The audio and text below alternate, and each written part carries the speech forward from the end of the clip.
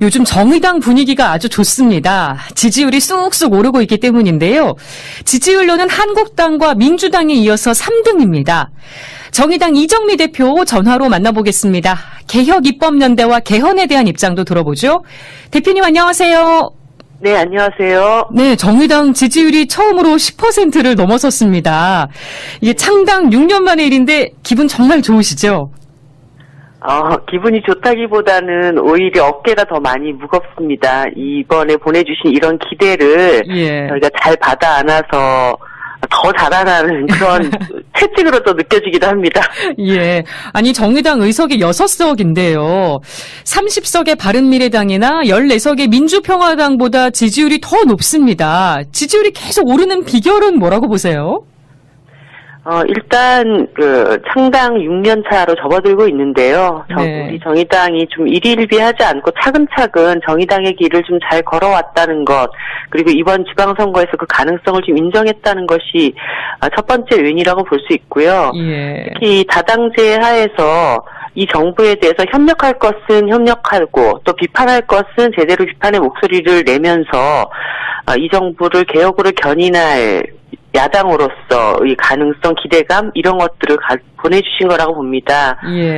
뭐 숫자가 적어도 민생 개혁에서는 자기 할 일은 또 제대로 하는 정당이다. 이런 것들을 좀 이번에 봐주신 것이 아닌가 그런 생각이 듭니다. 지지율 어디까지 올라갈 수 있을 거라고 보세요? 일단 저희들에게는 다음 총선이 또 하나의 목표가 될 텐데요. 그 다음 총선 때만큼은 반드시 대한야당 제1야당으로서의 위치를 차지하는 것, 이것이 1차적인 그 다음 단계 목표입니다. 앞으로 또 바쁘게 움직이셔야겠네요. 네, 그렇습니다. 지금 다른 야당들은 지방선거 이후에 당을 정비하고 쇄신하느라 분주한데 정의당은 어떻습니까? 저는 아직 임기가 1년이 남았고요. 이번 지방선거에서 보내주신 이 성과를 바탕으로 당을 또 한 단계 더 도약시키기 위한 노력을 해나가야 됩니다. 모든 당들이 사실 위기가 닥칠 때마다 혁신을 이야기합니다. 하지만 정의당 입장에서는 당이 이제 조금 더 성장하기 위한 그런 혁신의 길을, 이런 것들을 또 잘 준비해 나가야 되죠. 요즘 개혁입법연대 구성을 강조하고 계시더라고요. 더불어민주당하고 민주평화당 등 범진보 진영을 아우르는 개혁입법연대 구성이 왜 필요하다고 보십니까? 사실 제가 요즘 다른 정당에서 개혁입법연대 얘기를 했을 때 이 저작권은 정의당에게 있다 이 말씀을 좀 드린 적이 있는데요.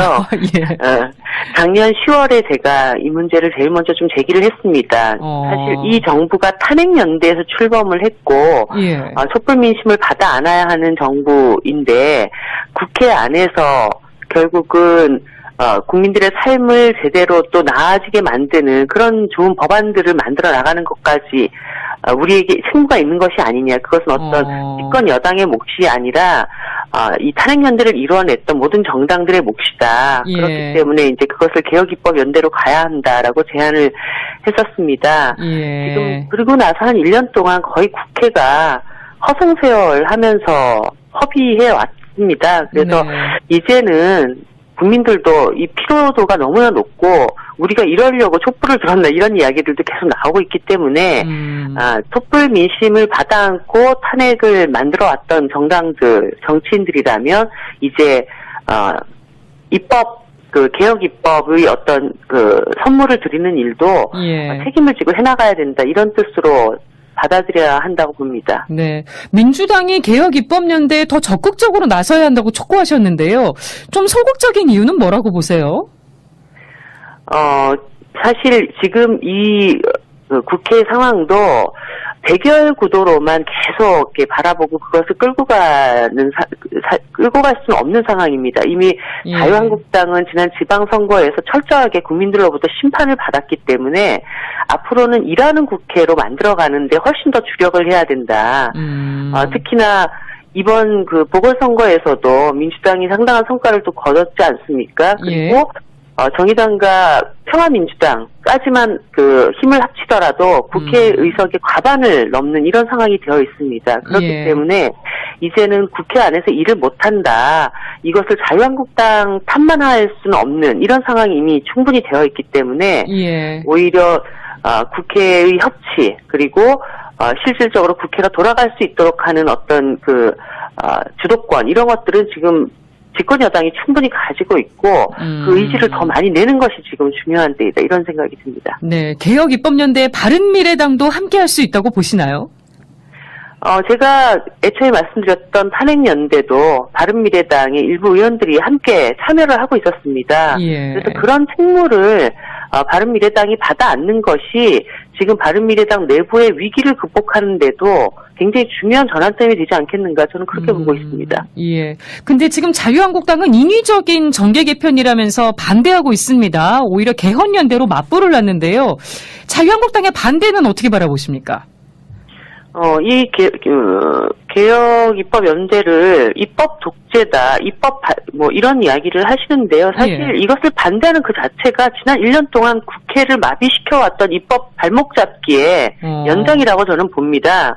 사실 지금 자유한국당 입장에서는 국민들 앞에 석고대죄를 해도 모자랄 그런 상황이죠. 그러니까 지금 법사위, 자유한국당에서 법사위원장을 맡고 있으면서 법안 제대로 처리 안 해서 엄청나게 밀린 법안들이 지금 국회에 잠자고 있는 그런 상황입니다. 예. 그리고 개헌 역시도 사실 지방선거와 연계해서는 안 된다 그러면서 개헌 논의에 한 발짝도 나갈 수 없도록 만들어놨던 또 주역 아닙니까? 지금 자유한국당이 그런 이야기를 할 처지는 아니라고 보고요. 더 이상 국회를 자유한국당을 위한 어떤 소모적인 대결의 장으로 만들어 나가는 거는 용납하기 힘들다고 보고, 이러면 이럴수록 더 수렁에 빠지는 상황이 될 것이다, 이런 경고를 드립니다. 네. 근데 자유한국당은 지금이 개헌 적기라는 주장입니다. 김성태 원내대표가 지방선거가 끝났으니까 정략적이고 정치적인 입장이 배제된 시기라고 했거든요. 어떻게 보십니까? 그 말에 신뢰를 얻을 수 있는 1차적인 행위가 더 중요하다고 봅니다. 사실 이제 개헌 논의 자체를 지방선거랑 연계시키면서 개헌을 무산시켰던 또 한 축의 책임이 있으시기 때문에 예. 이 얘기의 진정성을 가지기 위해서는 일단 국회 안에서 여러 가지 입법 과제들에 대해서 협조하고 협력하는 이런 태도를 보이면서 개헌 논의를 어떻게 나갈 것인가, 이것을 얘기를 해야 되는데, 개혁입법연대 얘기가 나오자마자 그것을 다른 프레임으로, 개헌연대라고 하는 프레임으로 이렇게 맞받아치는 이런 상황을 만들었기 때문에 진짜 저게 개헌을 하자고 하는 것인지, 아니면 자유한국당이 현재 이렇게 수세에 몰린 위기를 돌파하기 위한 또 정쟁의 수단으로 쓰려는 것인지, 그런 의문을 가질 수밖에 없는 것이죠. 네. 근데 한국당에서 만약에 정의당이 주장하고 있는 연동형 비례대표제 같은 선거구제 개편을 받아들인다면 어떻게 한국당하고 개헌연대를 이룰 의향도 있으신가요? 그것이 집권정당하고 입법연대를 이룰 것이냐, 예. 자유한국당하고 선거제도 개편을 위한 개헌연대를 이룰 것이냐, 이런 선택의 문제로 만들어가는 것이 대결 정치의 연장이라고 저는 보는 것입니다. 네. 그러니까 선거제도 개편이라고 하는 것은 너무나 중요한 20대 국회 과제이고, 예. 그것은 그것대로 함께 머리를 맞대야 되는 것이고요. 또 여러 가지 민생 사안에 대해서는 민생 사안대로 국회가 자기 할 몫을 해야 되는 것이고, 개헌 문제는 어쨌든 지금 촛불 이후에 30년 만에 국민의 삶의 변화를 가져다 줘야 되는 우리들의 숙제입니다. 예. 그것은 그것대로 같이 또 국회가 책임을 져야 되는 것인데, 한쪽에서는 입법연대 프레임에 대항하기 위한 개헌연대, 예. 그리고 그것을 위해서 선거연대, 선거제도 개편이라는 것을 지렛대로 샀는데, 이런 식의 정치공학적인 구도로 안 된다. 접근하는 것은 안 된다, 이렇게 보고 있습니다. 예. 국회의원 체포동의안 표결을 기명투표로 하자는 국회법 개정안 또 대표 발의하셨더라고요. 네네. 예, 방탄국회 원인이 무기명투표 때문이었다고 보시는 건가요? 네, 사실 염동열 홍문종 체포동의안 부결 과정은 제게는 너무나 충격적인 사건이었습니다. 예. 심지어 자유한국당은 자당 국회의원들 감싸기라 할 수 있어도 집권정당 안에서조차 이 반대표가 함께 나왔다라고 하는 것은 이 무기명 투표 속에서 결국은 국회의원들 서로가 비리 감싸기를 할 수 있는 여지를 남긴 그런 사건이었기 때문에, 예.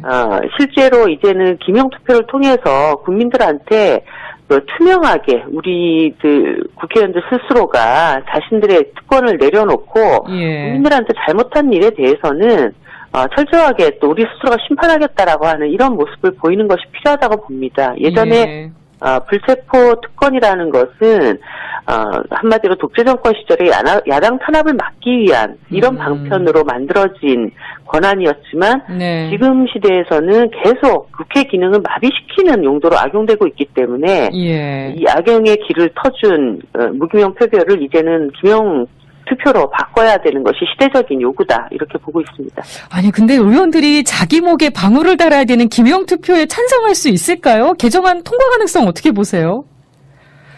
이 시대가 지금 정말 민주적인 그런 사회로 나가자라는 욕구로 촛불을 들고 만들어진 그 시대인데요. 자기에게 혹독할 때만이 사회 구석구석의 비리도 털어낼 수 있다고 봅니다. 적폐 청산을 말로만 할 것이 아니라 우리 내부에서의 적폐부터 제대로 쇄신하는 모습을 보일 때, 재벌 기업이라든가 우리 사회의 갑질 기득권 집단에 대해서도 손을 댈 수 있는 거 아닙니까? 내 것은 아무것도 버리지 않고 남 탓하는 그런 국회에 대해서 국민들이 어떤 권위를 실어줄 수 있겠는지 이것은 중장기적으로 국회를 위해서 우리 스스로를 위해서 필요한 조치라고 봅니다. 정의당이 그동안 노동 현안에 대해서 목소리를 많이 내오셨는데요. 이달부터 주 52시간 근로제가 기대와 우려 속에서 시행이 되고 있습니다. 어떻게 지켜보고 계신가요? 일단 장시간 저임금의 후진적인 노동을 끊어내는 출발점이라고 평가하고 싶습니다. 그리고 이게 단순히 노동시간만이 줄어드는 것이 아니라 우리들의 삶의 질, 국민들의 삶의 질을 바꾸는 출발점이 돼야 된다는 것이죠. 이전까지는 어쨌든 허리띠 졸라매고 열심히 일하는 것이 국가와 사회를 위해서 좋은 일이라고 생각해 왔는데 이제는 좀 적정 시간 일하고 적정 임금을 받으면서 국민들 모두가 행복해질 수 있는 그런 사회가 또 국가와 사회의 변화 발전에 중요한 어떤 기준점이 돼야 된다. 이런 말씀을 드리고 싶고요. 제가 얼마 전에 이제 한국을 찾아왔던 미국 경제학자 폴 크루그먼이 우리나라가 52시간 노동제를 실행하고 있다는 얘기를 듣고 아니 이렇게 선진국이 그렇게 많이 일한단 말입니까? 이런 얘기를 했다는 얘기를 듣고 참 부끄러웠는데요. 이제 우리도 세계 추세에 맞게 정말 저녁이 제대로 있는 삶을 만드는 것 그리고 일과 삶의 균형을 이룰 수 있는 그런 사회로 접어드는 것이 필요하다고 봅니다. 근데 주 52시간 근로제 개선 방안으로 거론되는 이 탄력 근로제 확대에 대해서 당정이 엇박자를 내고 있습니다.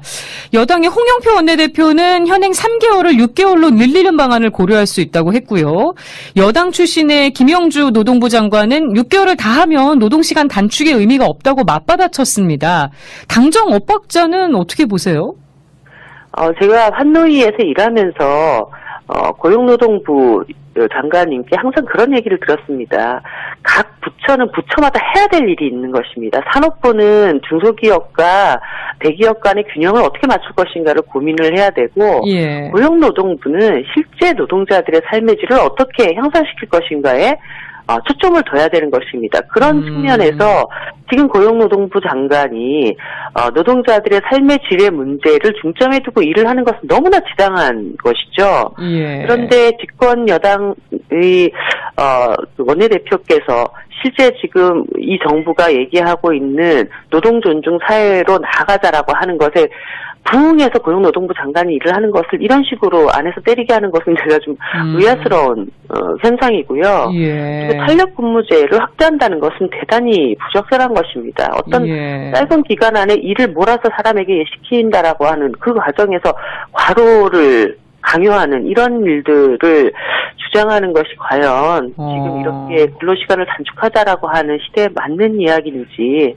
이번 노동시간 단축의 취지를 제대로 이해하지 못했거나 또 의도를 외면한 것이 아닌가. 그리고 항상 이제 정부가 초기에는 노동 문제에 집중하겠다고 얘기를 하지만 결국 시간이 지나면서 자꾸 대기업 재벌 기업들의 어떤 요구 앞에서 작아지는 모습들을 보여줘 왔거든요. 근데 이번 정부만큼은 그러지 않기를 진심으로 좀 바라고 있습니다. 네.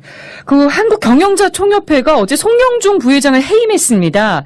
그 최저임금 문제에 관련해서 노동계의 의견 따랐던 것도 이유가 됐는데요. 취임한 지 석 달도 안 돼서 해임된 거 어떻게 보셨습니까? 여러 가지 내부에 복잡한 사정은 있었지만, 일단, 지금 언론에 폭로된 경성 내부의 회계 부정은 그 자체로는 문제입니다. 네. 이명배 전 부회장 시절에 사업 수익 일부를 네. 통해 보고하지 않고 임직원들에게 이제 지급을 했다는 것인데, 예. 이것이 개인 착복이 아니라 하더라도 절차상 문제가 있는 것은 분명하고, 또 8년 동안이나 현금으로 이것을 지급했다는 것은 회계 관행이 어긋나는 것이죠. 그래서 더 중요한 것은 그동안 이 경총이 폐쇄적인 운영을 해왔다는 것이 수면 위로 드러난 것이고, 단순히 이 사건뿐만 아니라 삼성전자 서비스 노조 설립 방해 혐의 등으로 지금 검찰 수사까지 받고 있지 않습니까? 예. 그래서 이 과정이 어떤 이번에 최저임금 문제 때문에 내부적인 미운털 잘라내기 이런 것이 아니라고 한다면, 예. 경총 전체에 대한 쇄신으로까지 이어지는 그런 계기를 만들어야 되고, 그것을 또 보여줘야 되죠, 그 결과들을. 예, 알겠습니다. 지금까지 정의당 이정미 대표로부터 지지율 상승 또 전국 현안에 대한 견해 들어봤습니다. 오늘 인터뷰 고맙습니다. 네, 감사합니다. 요즘 정의당 분위기가 아주 좋습니다. 지지율이 쑥쑥 오르고 있기 때문인데요. 지지율로는 한국당과 민주당에 이어서 3등입니다. 정의당 이정미 대표 전화로 만나보겠습니다. 개혁입법연대와 개헌에 대한 입장도 들어보죠. 대표님 안녕하세요. 네, 안녕하세요. 네, 정의당 지지율이 처음으로 10%를 넘어섰습니다. 이게 창당 6년 만의 일인데 기분 정말 좋으시죠?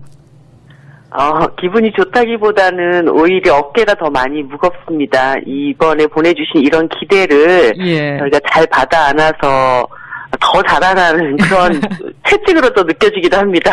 예. 아니, 정의당 의석이 6석인데요. 30석의 바른미래당이나 14석의 민주평화당보다 지지율이 더 높습니다. 지지율이 계속 오르는 비결은 뭐라고 보세요?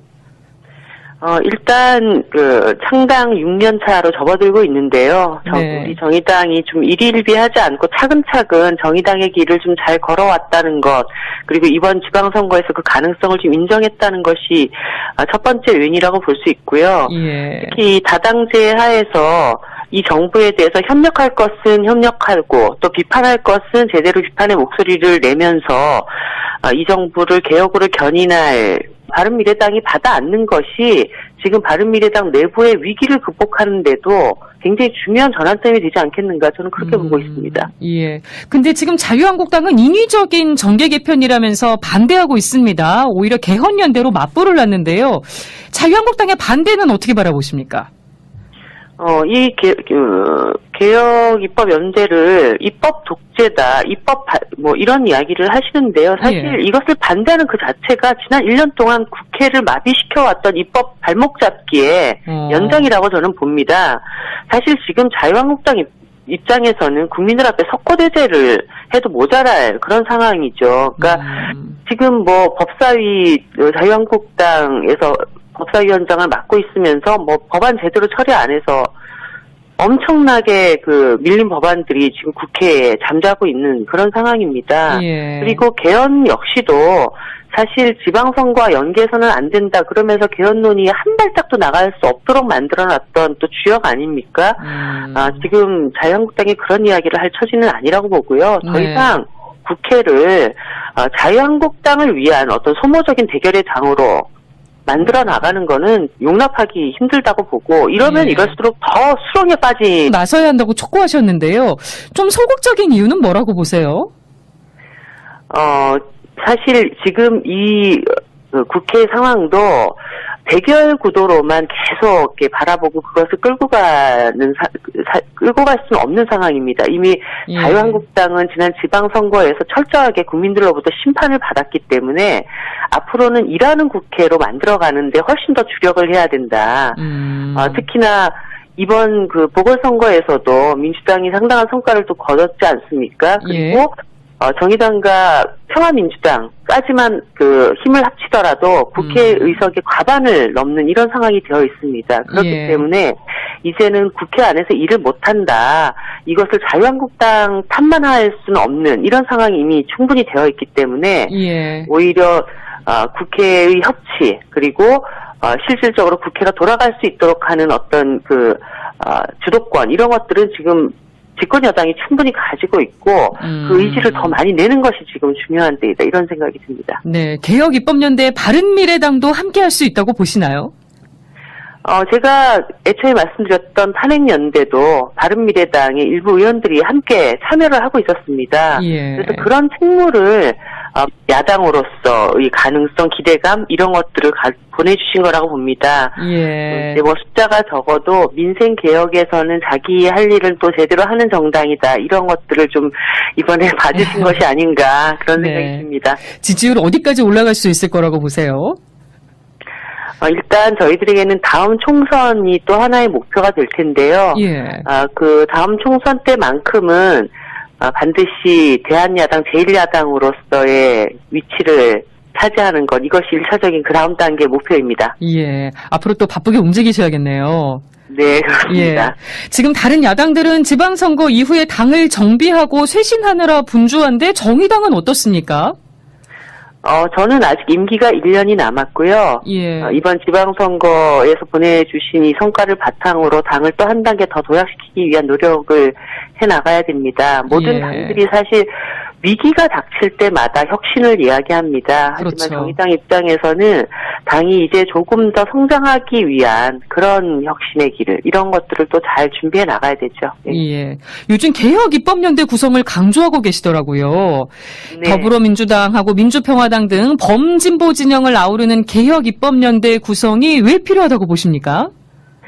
사실 제가 요즘 다른 정당에서 개혁입법연대 얘기를 했을 때 이 저작권은 정의당에게 있다 이 말씀을 좀 드린 적이 있는데요. 예. 작년 10월에 제가 이 문제를 제일 먼저 좀 제기를 했습니다. 사실 이 정부가 탄핵연대에서 출범을 했고 예. 촛불 민심을 받아 안아야 하는 정부인데 국회 안에서 결국은 국민들의 삶을 제대로 또 나아지게 만드는 그런 좋은 법안들을 만들어 나가는 것까지 우리에게 책무가 있는 것이 아니냐. 그것은 어떤 집권 여당의 몫이 아니라 이 탄핵연대를 이루어냈던 모든 정당들의 몫이다. 예. 그렇기 때문에 이제 그것을 개혁입법연대로 가야 한다라고 제안을 했었습니다. 예. 지금 그리고 나서 한 1년 동안 거의 국회가 허송세월하면서 협의해 왔습니다. 그래서 네. 이제는 국민들도 이 피로도가 너무나 높고 우리가 이러려고 촛불을 들었나 이런 이야기들도 계속 나오고 있기 때문에 촛불 민심을 받아안고 탄핵을 만들어왔던 정당들, 정치인들이라면 이제 개혁 입법의 어떤 선물을 드리는 일도 예. 책임을 지고 해나가야 된다 이런 뜻으로 받아들여야 한다고 봅니다. 네. 민주당이 개혁 입법연대에 더 적극적으로